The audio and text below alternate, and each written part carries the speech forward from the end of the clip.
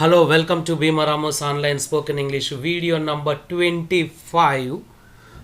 Video number 1 to video number 24 వరకు మనం ఏ topics నేర్చుకున్నామో వాటికి ఉన్న సెంటెన్స్ ఫార్మేషన్ ఏంటి అన్నది ఈ వీడియోలో మనం రీక్యాప్సులేషన్ చేసుకోబోతున్నాము. అదేవిధంగా V4ని కూడా లర్న్ చేయబోతున్నాం. ప్రీవియస్ వీడియో వరకు మనం V1, V2, V3 ఉపయోగించి సెంటెన్స్ ఫార్మేషన్ ఎలా చేయాలి అన్నది చూసాం. మళ్ళీ ఈ వీడియోలో రీక్యాప్సులేషన్ తర్వాత మనం V4ని ఎలా ఉపయోగించాలన్నది కూడా చూడబోతున్నాం. Online and offline spoken English classes కోసం మమ్మల్ని కన్సల్ట్ అవ్వండి. అండ్ స్పోకెన్ ఇంగ్లీష్ రిలేటెడ్ అదేవిధంగా ఈ వీడియో రిలేటెడ్ డౌట్స్ ఏమైనా ఉంటే కామెంట్ బాక్స్లో పోస్ట్ చేయండి. అండ్ వీడియో మొత్తం చూసిన తర్వాత మీ ఎక్స్పీరియన్స్ని ఫీలింగ్స్ని కూడా కామెంట్ బాక్స్లో పోస్ట్ చేయండి. And subscribe. మళ్ళీ ఇంతకుముందే చెప్పుకున్నాం మనం వీడియో నంబర్ 25. ఇక్కడ మనం ఫంక్షనల్ ఇంగ్లీష్ చూద్దాం. ఫంక్షనల్ ఇంగ్లీష్ అంటే ఏ సందర్భంలో మనం ఇంగ్లీష్ని ఎలా మాట్లాడాలి అని. How to greet someone differently. మళ్ళీ ఎవరినైనా మీరు కలిశారనుకోండి, కలిసిన తర్వాత వారిని ఎలా మీరు గ్రీట్ చేయాలి అన్నది చూద్దాం. డిఫరెంట్ వేస్ ఉన్నాయి, ఇవి చూద్దాం. ఇక్కడ ఫస్ట్ వన్ వచ్చేసి గ్లాడ్ టు మీట్ యూ అని చెప్పొచ్చు అండి. ఎవరన్నా కలిసినప్పుడు మిమ్మల్ని మీరు ఇలా చెప్పొచ్చు. గ్లాడ్ అంటే హ్యాపీ, లేకపోతే నైస్ మీటింగ్ యూ అనొచ్చు, లేదంటే నైస్ టు మీట్ యూ అనొచ్చు. Delighted to meet you, delighted అంటే కూడా హ్యాపీ అని. Pleased to meet you, pleased అన్నా కూడా హ్యాపీ అన్న అర్థమే వస్తుంది. It's a pleasure meeting you. లేకపోతే గుడ్ మార్నింగ్, సమయాన్ని బట్టి చెప్పాలి. And good afternoon, good evening. ఈ విధంగా ఒకరిని కలిసినప్పుడు మనం డిఫరెంట్ వేస్లో గ్రీట్ చేయొచ్చు. లేదా హలో, ఫ్రెండ్స్ అయితే హలో, హాయ్, హే అనొచ్చు. And good night. Good night ఎప్పుడు అంటే ఒకరిని కలిసినప్పుడు కాదండి, ఒకరి నుండి మనం వెళ్ళిపోతున్నప్పుడు నైట్ టైం అప్పుడు గుడ్ నైట్ అంటాం. మళ్ళీ మనకి ప్రీవియస్ వీడియోలో అసైన్మెంట్ ఇవ్వడం జరిగింది ప్రాజెక్ట్ వర్క్ 3లో. అక్కడ ఏంటి అంటే తెలుగు సెంటెన్సెస్ని ఇంగ్లీష్లోకి ట్రాన్స్లేట్ చేయమన్నా.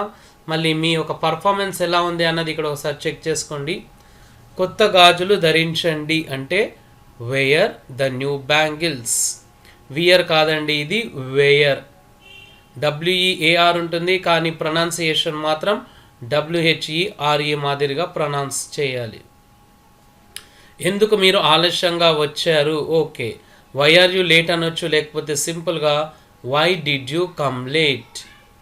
వారు గత వారం ఆటలు ఆడలేదు అంటే they didn't play games last week. ఆమె జ్యూస్ సిద్ధం చేస్తుంది భవిష్యత్తులో, so she will prepare juice అనొచ్చు, లేకపోతే మేక్ జ్యూస్ అనొచ్చు. డూ జ్యూస్ అనకూడదండి, ఫుడ్ ఐటమ్స్కి జ్యూస్కి డూ వాడకూడదు. వారు కొత్త బైక్ కొన్నారా? Did they buy a new bike, లేకపోతే have they bought a new bike అని కూడా అనొచ్చు. బస్సు ఎప్పుడు వచ్చింది? When did the bus come. మీరు తర్వాత నాకు ఫోన్ చేస్తారా? Will you call me later.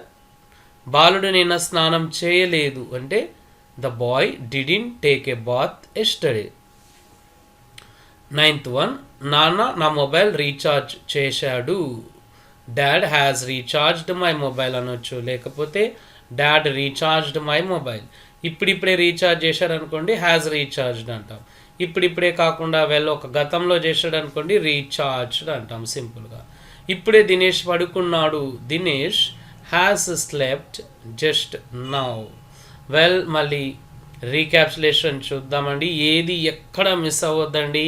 మన లెసన్ నేమ్ ఏంటి, ఆ లెసన్కి ఉన్న సెంటెన్స్ ఫార్మేషన్ ఏంటి, and example sentences English and తెలుగులో చూద్దాం. సో చాలా ఇంపార్టెంట్ పాయింట్స్ని మనం ఇప్పుడు డిస్కస్ చేసుకోబోతున్నాం. స్పోకెన్ ఇంగ్లీష్లో ఉన్న చాలా లెసన్స్ని ఇప్పుడు మనం రీక్యాప్సులేషన్ చేసుకుంటున్నాం. ఇక చూడండి, ఇక్కడ మనకి ఎగ్జాంపుల్ సెంటెన్స్ చూద్దాం. ఫస్ట్ కథ రాయండి, తెలుగులో ఉంది కదా. ఇంగ్లీష్లోకి వెళ్ళొద్దండి. అసలు ఇది టాపిక్ ఏంటో చూద్దాం. పాజిటివ్ ఆర్డర్స్ అంటారండి, అంటే ఇంపరేటివ్ సెంటెన్సెస్. ఇంగ్లీష్లో నేను సింపుల్గా పాజిటివ్ ఆర్డర్స్ అని చెప్పేసి పెట్టాను. అంటే తెలుగులో ఒక వ్యక్తికి ఒక పని చేయమని చెప్పడం అండి. అంటే ఏ పని చేయమని చెప్తున్నాం మనం? కథ రాయమని చెప్తున్నాం. ఫ్యాన్ వేయమని చెప్తాం, బ్యాగ్ తీసుకురమ్మని చెప్తాం, సైలెంట్గా ఉండమని చెప్తాం, రమ్మని చెప్తాం. ఇలా ఒకరికి ఒక పని చేయమని చెప్పే సందర్భంలో ఉపయోగించే లెసన్ అండి. స్ట్రక్చర్ V1 వస్తుంది, తర్వాత రిమైనింగ్ పార్ట్ వస్తుంది. మళ్ళీ మనం వర్బ్ ఫామ్ని బ్లాక్ కలర్లో పెట్టాం చూడండి. కథ రాయండి అంటే ఇంగ్లీష్లో రైట్ ఏ స్టోరీ. చూడండి, ఇంగ్లీష్ వర్షన్లో బ్లాక్ కలర్ అంటే వర్బ్ ఫామ్ ఫస్ట్లో వచ్చింది, అదే తెలుగు వర్షన్లో వర్బ్ ఫామ్ లాస్ట్లో వచ్చిందండి. ఇదే గమనించాలి మీరు. మొదటి లెసన్ నుంచి ఇదే మనం ఎంఫసైజ్ చేస్తున్నాం, అంటే నొక్కి చెప్తున్నాం. ఇలాంటి మిస్టేక్స్ మీరు చేయొద్దు అండి. అంటే తెలుగులో ఉన్నది ఉన్నట్లుగా ఇంగ్లీష్లో మాట్లాడొద్దండి. సెంటెన్స్ ఫార్మేషన్ డిఫరెంట్గా ఉంటుంది. మళ్ళీ కథ రాయవద్దు, ఇది ఎగ్జాంపుల్ సెంటెన్స్. దీన్ని మనం నెగటివ్ ఆర్డర్స్ అంటాం. అంటే ఒక వ్యక్తికి ఒక పని చేయవద్దు అని చెప్పడం. ఇక్కడ ఏ పని చేయొద్దు అని చెప్తున్నాం మనం? కథ రాయొద్దు అని చెప్తున్నాం. ఇక్కడికి రావద్దు, ఆ కుర్చీని తీసుకురావద్దు, నన్ను డిస్టర్బ్ చేయొద్దు, స్లోగా రాయొద్దు, వేగంగా పరిగెత్తవద్దు. ఇలా ఒకరికి ఒక పని చేయొద్దు అని చెప్పే సందర్భంలో ఉపయోగించేదే అండి ఈ సెకండ్ లెసన్. దీనినే మనం సింపుల్గా నెగటివ్ ఆర్డర్స్ అంటాం. ఇక్కడ మనకి డోంట్ V1 RP వస్తుంది సెంటెన్స్ ఫార్మేషన్ ఇంగ్లీష్లో. సో కథ రాయవద్దు అంటే డోంట్ రైట్ ఏ స్టోరీ అని చెప్తాం. ఇలాంటి సెంటెన్సెస్ని మీరు బాగా ప్రాక్టీస్ చేసుకోండి. ఒక్క సెంటెన్స్ సరిపోదండి. మళ్ళీ వీలైన సెంటెన్సెస్ ప్రతి టాపిక్ మీద మీరు రాసుకొని గట్టిగా వాటిని పలకండి. ఖచ్చితంగా మీ ఇంగ్లీష్ నెక్స్ట్ లెవెల్లోకి వెళ్తుంది. దయచేసి కథ రాయండి అని చెప్తున్నాడు. అంటే ఏంటిది? దయచేసి కథ రాయండి అంటే పాజిటివ్ రిక్వెస్ట్ అవుతుందండి. అంటే ఒక వ్యక్తికి ఒక పని చేయమని మర్యాదపూర్వకంగా చెప్పడం. ఓకే, ఇక్కడ కూడా ఒక వ్యక్తికి ఒక పని చేయమని చెప్తున్నాం, కానీ ఎలా చెప్తున్నాం? మర్యాదపూర్వకంగా, పొలైట్గా, గుడ్ మేనర్స్తో చెప్తున్నామండి. మళ్ళీ ఇక్కడ మనకి సెంటెన్స్ ఫార్మేషన్ ప్లీజ్, తర్వాత V1 RP వస్తుంది. సో దయచేసి కథ రాయండి అంటే ప్లీజ్ రైట్ ఏ స్టోరీ. చూడండి, ఇంగ్లీష్ వర్షన్ ఇక్కడ ఉంది మనకి, ప్లీజ్ రైట్ ఏ స్టోరీ. ఆ బ్లాక్ కలర్లో ఉన్న వర్బ్ ఫామ్ మిడిల్లో వచ్చింది ఇంగ్లీష్ వర్షన్లో. మళ్ళీ తెలుగు వర్షన్లో బ్లాక్ కలర్లో ఉన్న వర్బ్ ఫామ్ లాస్ట్లో వచ్చిందండి. అంటే సెంటెన్స్ ఫార్మేషన్ ఇక్కడ కూడా ఇంగ్లీష్ అండ్ తెలుగు వర్షన్స్లో డిఫరెంట్గా ఉంటుంది. దాన్నే మీరు గమనించాలి. ఫోర్త్ వన్ అండి ఇది. దయచేసి కథ రాయవద్దు అంటే ఏంటిది? అంటే నెగటివ్ రిక్వెస్ట్స్. ఒక వ్యక్తికి ఒక పని చేయవద్దు అని మర్యాదపూర్వకంగా చెప్పడం అండి. ఏదో ఆర్డర్ వేసినట్లుగా కాకుండా పొలైట్గా, స్వీట్గా, గుడ్ మేనర్స్తో ఒకరిని ఒక పని చేయొద్దు అని చెప్పే సందర్భంలో ఉపయోగించే లెసన్. ఇక్కడ మనకి వచ్చే structure please, don't, V1 RP అండి. మళ్ళీ ఇంగ్లీష్ సెంటెన్స్ ఫార్మేషన్ ఇలా ఉంటుంది. సో దయచేసి కథ రాయవద్దు అంటే please don't write a story. చూడండి, వర్బ్ ఫామ్స్ని ఇంగ్లీష్లో మనం బ్లాక్లో పెట్టాం, ఇంగ్లీష్ వర్షన్లో ఓకే మిడిల్లో వచ్చింది వర్బ్. మళ్ళీ తెలుగు వర్షన్లో వర్బ్ లాస్ట్లో వచ్చిందండి. అంటే ఇక్కడ కూడా సెంటెన్స్ ఫార్మేషన్ పూర్తిగా డిఫరెంట్గా ఉంటుంది. తెలుగులో ఉన్నది ఉన్నట్లు ట్రాన్స్లేషన్ చేసి మాట్లాడితే ప్లీజ్ స్టోరీ నాట్ రైట్ అని వస్తుంది. Please story not right. కాబట్టి అలా తెలుగులో ఉన్నది ఉన్నట్లుగా ట్రూ ట్రాన్స్లేషన్ ఎప్పుడు ఏ లెసన్లో కూడా చేయొద్దండి. ఇంగ్లీష్కి ప్రతి లెసన్లో కూడా స్ట్రిక్ట్గా సెంటెన్స్ ఫార్మేషన్ ఉంటుంది, వాటిని ఫాలోఅప్ చేసుకోండి. మళ్ళీ ఫస్ట్ లెవెల్ మనం ఇంతకుముందు డిస్కస్ చేసుకున్న 4 లెసన్స్ అండి. అంటే positive orders, negative orders, positive request, negative request అండి. చాలా షార్ట్ అండ్ స్వీట్గా లెసన్ నేమ్స్ ఇచ్చాం. అండ్ ఇప్పుడు మళ్ళీ సెకండ్ లెవెల్కి వెళ్దాం. ఈ సెకండ్ లెవెల్లో మనకి భవిష్యత్తులో జరగబోయే వాటి గురించి ఉంది. ఫస్ట్ తెలుగులో ఉన్న ఎగ్జాంపుల్ సెంటెన్స్ చూద్దాం. ఆమె కథ రాస్తుంది అంటే ఫ్యూచర్ యాక్షన్స్, పాజిటివ్ సెంటెన్సెస్ అంటే భవిష్యత్తులో జరగబోయే పనులు. మళ్ళీ భవిష్యత్ అంటే ఏంటో మనం ప్రీవియస్ వీడియోస్లో డిస్కస్ చేసుకున్నాం. భవిష్యత్తు అంటే జరగబోయే అంటే నెక్స్ట్ సెకండే అండి, నెక్స్ట్ మినిటే, next hour, next day, next month, next year, next week, ఇలా అండి. వీటన్నిటిని భవిష్యత్ అంటాం. సెంటెన్స్ ఫార్మేషన్ ఎలా వస్తుంది చూద్దాం. Subject will V1 RP. Subject ఇది మీరు తెలుసుకోవాలండి. ఇప్పటి నుంచి ప్రతి దాంట్లో కూడా మనకి సబ్జెక్ట్ అన్న పార్ట్ ఉంటుంది.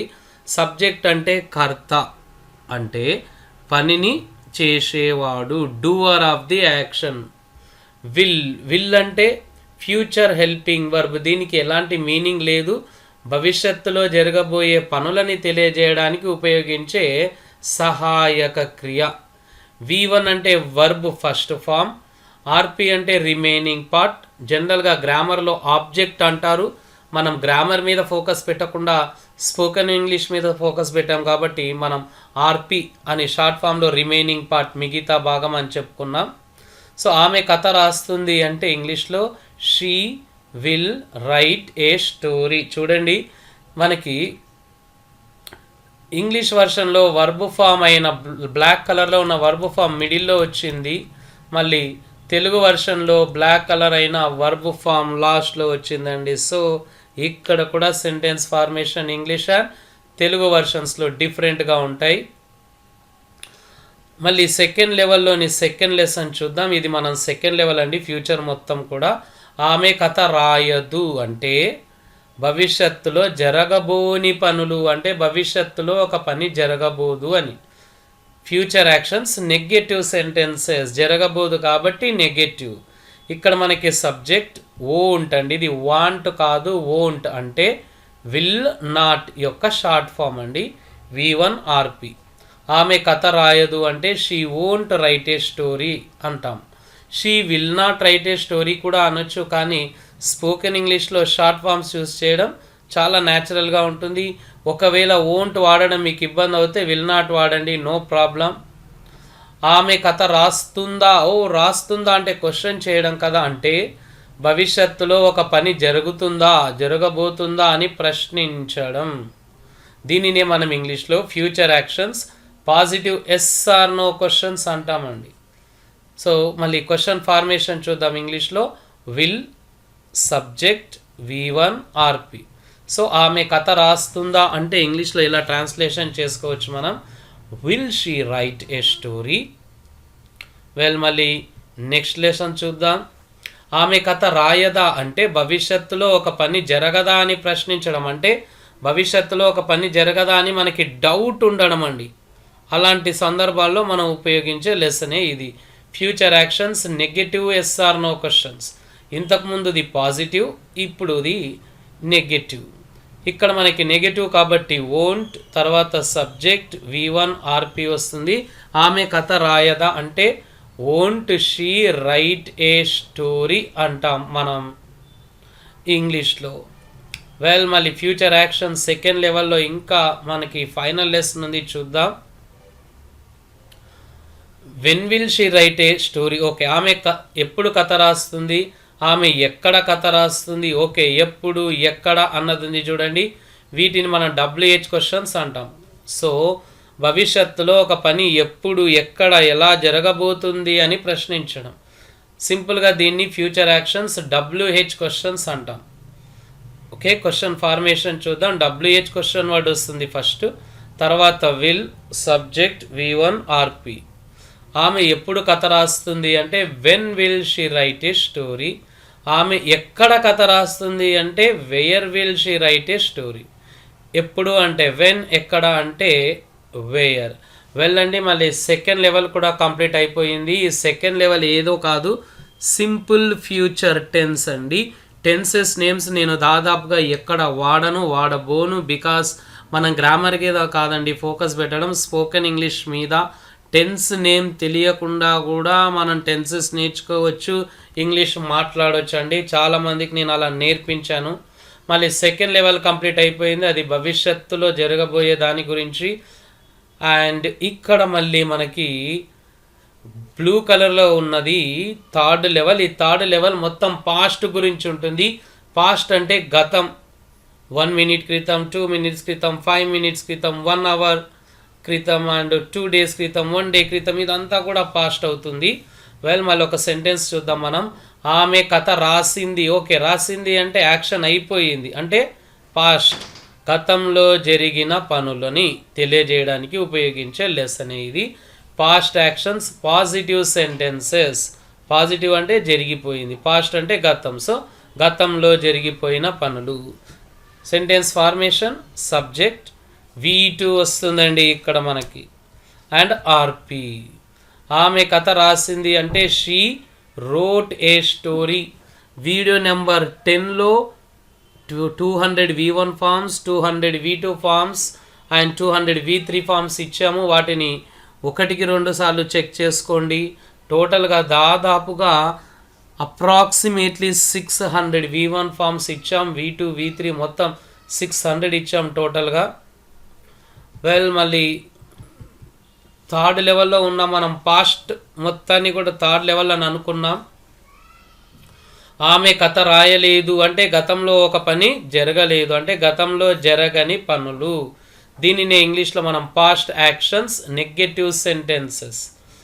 ఓకే, జరగలేదు కాబట్టి నెగటివ్ సెంటెన్స్, గతంలో జరగలేదు కాబట్టి past negative sentences. Subject didn't, V1 RP. Subject ఏంటో ఇంతకుముందే మనం డిస్కస్ చేసుకున్నాం. అండ్ డిడ్ అంటే ఏంటో చూద్దాం. డిడ్ అంటే past helping verb, will future helping verb, did past helping verb అండి.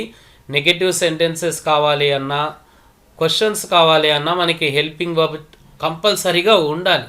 ఇక్కడ నెగటివ్ సెంటెన్స్ కాబట్టి హెల్పింగ్ వర్బ్ డిడ్ యూస్ చేశాం. అండ్ నాట్, డిడ్ నాట్ యొక్క షార్ట్ ఫామ్ డిడింట్, V1 ఆర్పి. ఈ విధంగా 4 పార్ట్స్ ఉంటాయి మనకి ఈ నెగటివ్ పాస్ట్లో. ఆమె కథ రాయలేదు అంటే she didn't right a story అండి. డిడ్ తర్వాత ఎప్పుడైనా V1 రావాలి, ఇది గమనించండి. మళ్ళీ ఆమె కథ రాసిందా అంటే గతంలో ఒక పని జరిగిందా అని ప్రశ్నించడం. దీనినే మనం past actions, positive SR no questions అంటున్నాం. పాజిటివ్లో అడుగుతున్నాం కాబట్టి. Question formation first did, subject V1 RP. Questioning చేసినప్పుడల్లా హెల్పింగ్ వర్బ్ ఉండాలి, ఆ హెల్పింగ్ వర్బ్ కూడా బిగినింగ్లోనే ఉండాలి. సో ఆమె కథ రాసిందా అంటే did she write a story. ఇలాంటివి ఇంకా చాలా చాలా క్వశ్చన్స్ని ఫ్రేమ్ చేయండి, ప్రాక్టీస్ చేసుకోండి. ఆమె కథ రాయలేదా అంటే గతంలో ఒక పని జరగలేదా అని ప్రశ్నించడం, మనకి డౌట్ ఉన్నప్పుడు అండి.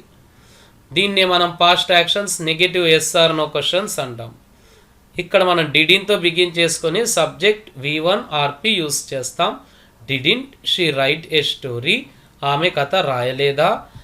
మళ్ళీ పాస్ట్లో WH క్వశ్చన్స్ని చూద్దాం. ఆమె ఎప్పుడు కథ రాసింది, ఆమె ఎక్కడ కథ రాసింది. ఎప్పుడు, ఎక్కడ WH క్వశ్చన్స్ కదా. సో గతంలో ఒక పని ఎప్పుడు, ఎక్కడ, ఎందుకు, ఎలా జరిగింది అని ప్రశ్నించడం. దీనినే మనం పాస్ట్ యాక్షన్స్, WH క్వశ్చన్స్ అంటాం. ఫస్ట్ WH క్వశ్చన్ వర్డ్ వస్తుంది, తర్వాత did, subject V1 RP. So ఆమె ఎప్పుడు కథ రాసింది అంటే when did she write a story. ఆమె ఎక్కడ కథ రాసింది అంటే where did she write a story అండి. డిడ్ వచ్చిన తర్వాత మనకి V1 రావాలి.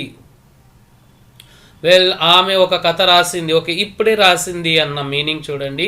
వారు ఒక కథ రాశారు, ఇప్పుడే రాశారు అన్న మీనింగ్ వస్తుంది. అంటే ఇప్పుడిప్పుడే పూర్తయిపోయిన పనులు, అంటే జస్ట్ కంప్లీటెడ్ యాక్షన్స్. ఇక్కడ మనకి హ్యావ్, హ్యాజ్ వస్తాయండి. ఇప్పుడిప్పుడే పూర్తయిన పనులని తెలియజేయాలి అంటే మనం హ్యావ్, హ్యాజ్ని ఉపయోగిస్తాం. సబ్జెక్ట్ హ్యావ్ లేదా హ్యాజ్ ప్లస్ V3 ఆర్పి అండి. మళ్ళీ V3 చూస్తున్నాం ఇప్పుడు మనం. హ్యావ్, హ్యాజ్ ఎలా వాడాలి అన్నది ప్రీవియస్ వీడియోస్లో చూసాం, మళ్ళీ ఒకసారి డిస్కస్ చేసుకుందాం.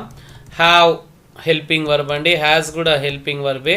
హ్యావ్ని మనం I, we, you, they అనే సబ్జెక్ట్స్తో యూస్ చేస్తాం. హ్యాజ్ని మనం he, she, it అనే సబ్జెక్ట్స్తో యూస్ చేస్తామండి.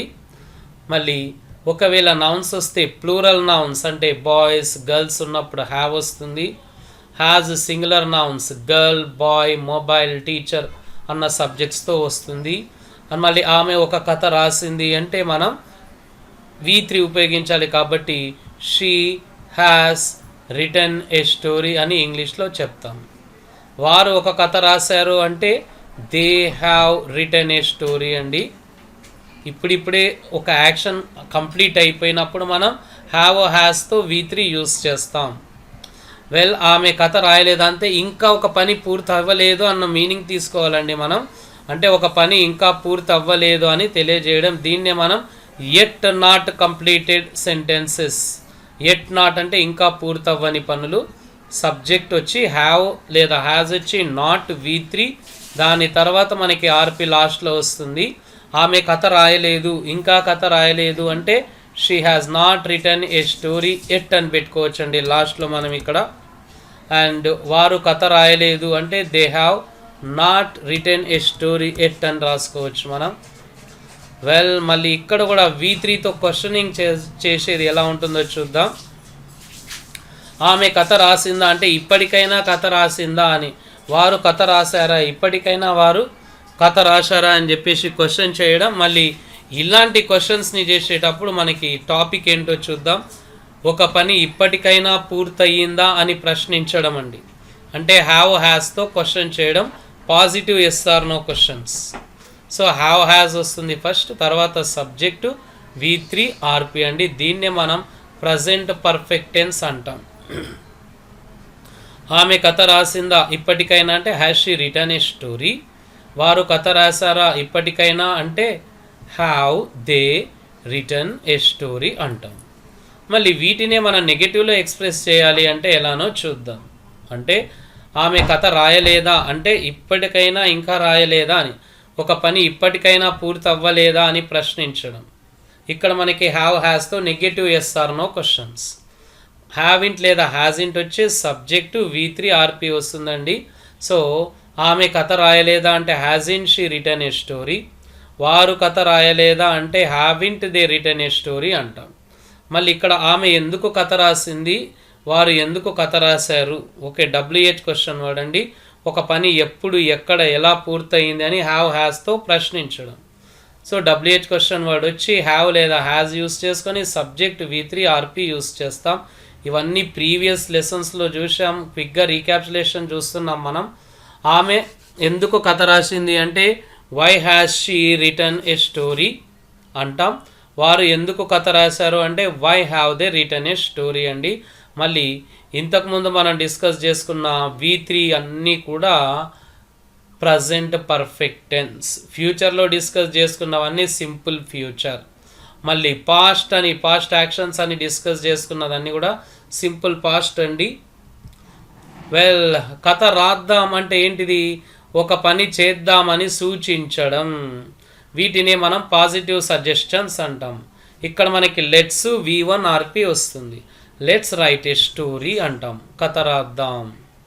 కథ రాయకుండా ఉందామంటే ఒక పని చేయకుండా ఉందామని సూచించడం అంటే negative suggestions. Let's not V1 RP వస్తుంది. సో ఒక కథ రాయకుండా ఉందామంటే let's not write a story అంటాం. నన్ను కథ రాయనివ్వండి అంటే ఒక పని ఒకరిని చేయనివ్వండి అని ఇంకొకరికి చెప్పడం అన్నమాట. దీన్ని మనం లెట్ అని అనుకున్నాం ఈ లెసన్ని. ఎందుకంటే ఇక్కడ లెట్ వస్తుంది, తర్వాత ఆబ్జెక్ట్ అంటే మీ, హిమ్, హర్ అని V1 RP. నన్ను కథ రాయనివ్వండి అంటే let me right a story అంటాం. వెల్ మళ్ళీ ఇంకా మనకి చాలా లెసన్స్ ఉన్నాయి, వాటిని కూడా డిస్కస్ చేసుకుందాం. ఇప్పుడు ఓనర్షిప్ గురించి డిస్కస్ చేసుకుందామండి. అంటే కలిగి ఉండడం. ఆమెకు ఉద్యోగం ఉంది అంటే ప్రస్తుతం ఒక వస్తువా లేదా ఒక ఉద్యోగం కలిగి ఉండడం అండి. దీన్ని ఓనర్షిప్ ప్రజెంట్ పాజిటివ్ సెంటెన్సెస్ అంటాం. సెంటెన్స్ ఫార్మేషన్ వచ్చేసి సబ్జెక్ట్ హ్యావ్ లేదా హ్యాజ్. ఇక్కడ V3 రాదు ఎందుకంటే పని గురించి చెప్పడం లేదు, RP వస్తుంది. సో ఆమెకు ఉద్యోగం ఉంది అంటే షీ హ్యాజ్ ఏ జాబ్. వారికి కారు ఉంది అంటే దే హ్యావ్ ఏ కార్ అంటాం. మళ్ళీ నెగటివ్ ఎలా చెప్పాలి అంటే she doesn't have a job, they don't have a car. Questioning ఎలా చేయాలి అంటే does she have a job, do they have a job. నెగటివ్లో ఎలా క్వశ్చన్ చేయాలి అంటే doesn't she have a job, don't they have a job అండి. మళ్ళీ ఓనర్షిప్లో కూడా పాజిటివ్ నెగటివ్ క్వశ్చనింగ్ ఉన్నాయి. మళ్ళీ కలిగి ఉండడం, ఇది గతంలో కలిగి ఉండడం అండి. ఆమెకు ఉద్యోగం ఉండెను అంటే షీ హ్యాడ్ ఏ జాబ్. మళ్ళీ ఆమెకు ఉద్యోగం లేకుండెను అంటే she didn't have a job. ఆమెకు ఉద్యోగం ఉందా గతంలో అంటే did she have a job. ఆమెకు ఉద్యోగం లేదా అంటే didn't she have a job అండి. ప్రతి లెసన్ని కూడా మనం క్లియర్ కట్గా ఎగ్జాంపుల్స్ ఇంగ్లీష్ అండ్ తెలుగులో సెంటెన్స్ ఫార్మేషన్ కూడా చూసాం. మళ్ళీ welcome to the new lesson. ఈ న్యూ లెసన్లో మనకి V4 వస్తుందండి. V4 అంటే ఏమో కాదు, V1కి ఇంగ్ యాడ్ చేస్తే వచ్చే వర్బ్ ఫామే V4 అంటాం. Verb fourth form. ఎలాంటి సందర్భంలో ఉపయోగిస్తాము అంటే ప్రస్తుతం కొనసాగుతూ ఉన్న పనులు. ప్రస్తుతం కొనసాగుతూ అంటే జరుగుతూ ఉన్న పనులండి ప్రస్తుతం. దీన్ని మనం present ongoing actions positive sentences అంటాం ఇంగ్లీష్లో. స్ట్రక్చర్ ఎలా ఉంటుంది అంటే సబ్జెక్టు, యామ్, ఈజ్, ఆర్, ఇవన్నీ హెల్పింగ్ వర్బ్స్ అండి. Am, is, are present helping verbs. తర్వాత V4 RP వస్తుంది. మళ్ళీ యామ్, ఈజ్, ఆర్ ఎలా వాడాలి అన్నది చూద్దాం. యామ్ అన్నది మనం ఐతో ఉపయోగిస్తాం. ఐ అన్న సబ్జెక్ట్, ఐ యామ్ అంటాం. ఈజ్ని హీ, షీ, ఇట్తో వాడతాం. He is, she is, it is అంటాం.